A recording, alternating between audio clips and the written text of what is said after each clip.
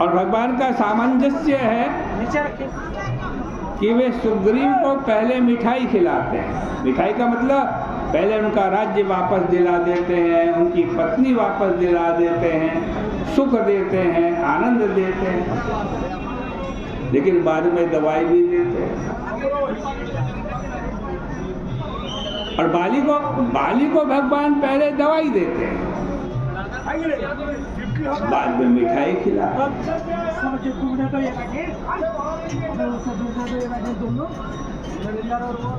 सचमुच प्रभु के व्यवहार की यह बड़ी अनोखी पद्धति है।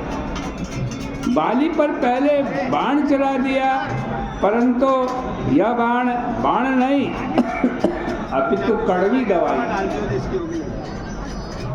इसलिए प्रभु ने लक्ष्मण जी से कहा कि मैं सुग्रीव पर भी वही बाण चलाऊंगा जो बाली पर चलाया था। लक्ष्मण जी ने कहा प्रभु, न तो आपके पास बाणों की कमी है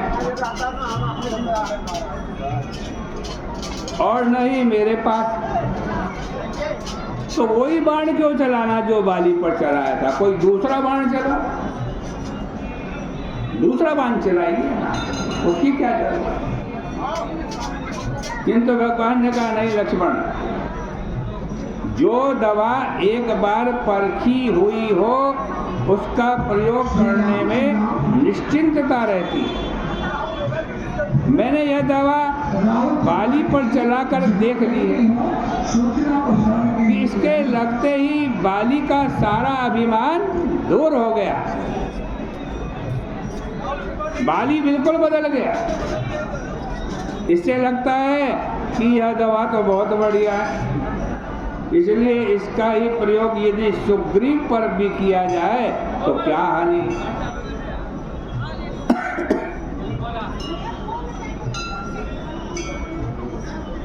भगवान बाली के ऊपर जब बाण का प्रहार करते हैं तब बाली भगवान को उलाहना देते हुए कहता है, उलाहना देते, मैं बेरी सुग्रीव प्यारा। महाराज मैं आपका बैरी हो गया और सुग्रीव आपका प्यारा हो गया, आप कैसे भगवान? इसलिए आपने मेरे ऊपर बाण का प्रहार किया। किंतु क्या सचमुच बाली को मारना भगवान चाहते थे? बाली का वाक्य सुनकर प्रभु ने कहा, बाली तुम्हारे ऊपर मुझे बाध्य होकर बाण चलाना पड़ा। वस्तुतः मेरे बाण चलाने का अभिप्राय यही है कि जैसे फोड़ा हो जाने पर चिकित्सक को अस्त्र का भी प्रयोग करना पड़ता है, उसी प्रकार से अभिमान भी एक फोड़ा है। और यदि अभिमान का फोड़ा व्यक्ति को हो जाए तो रामायण में नन्हे से बालक का दृष्टांत देकर उसका उपचार बताते हुए गोस्वामी जी कहते हैं, छोटे से बालक का क्या कहते हैं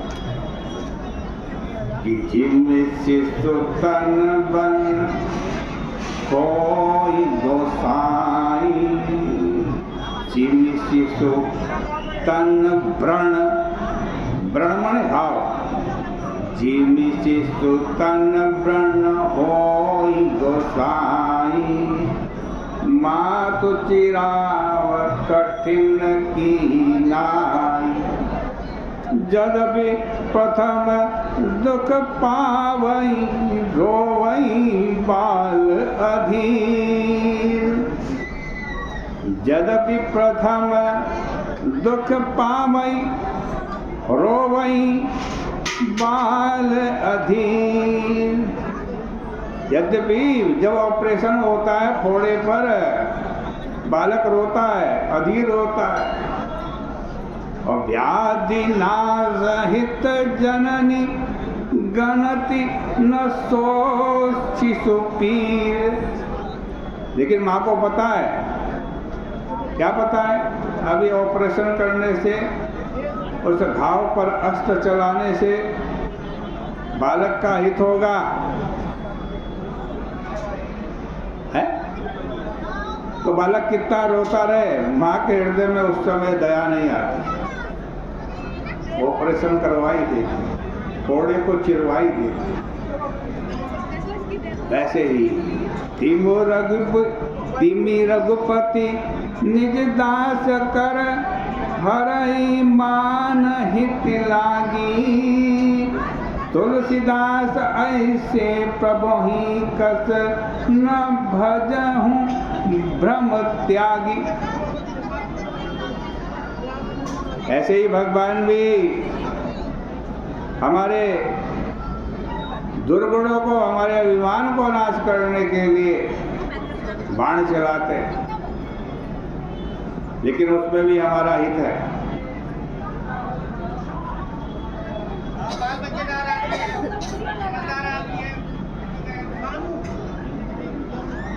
यद्यपि प्रारंभ में तो यही लगा था कि भगवान ने बाली का राज्य छीन लिया, सुग्रीव को दे दिया, लेकिन अभिमान रूपी जो फोड़ा था वो जब ठीक हो गया तो भगवान बाली से कहते हैं, जब उसका रोग दूर हो गया, फोड़ा ठीक हो गया, भगवान कहते हैं अचल करो बाली, तुम्हारे को मैं जीवित कर देता, तुम जीवित रहो।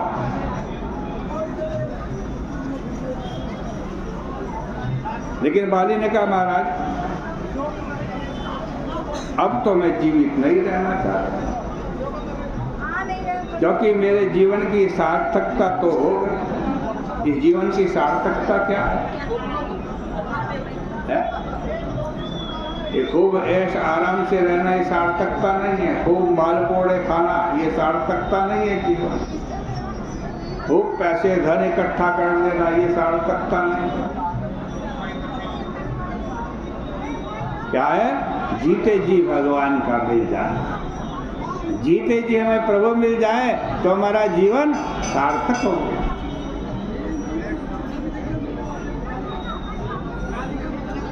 तो भगवान राम ने तुरंत कहा अच्छा भाई, अगर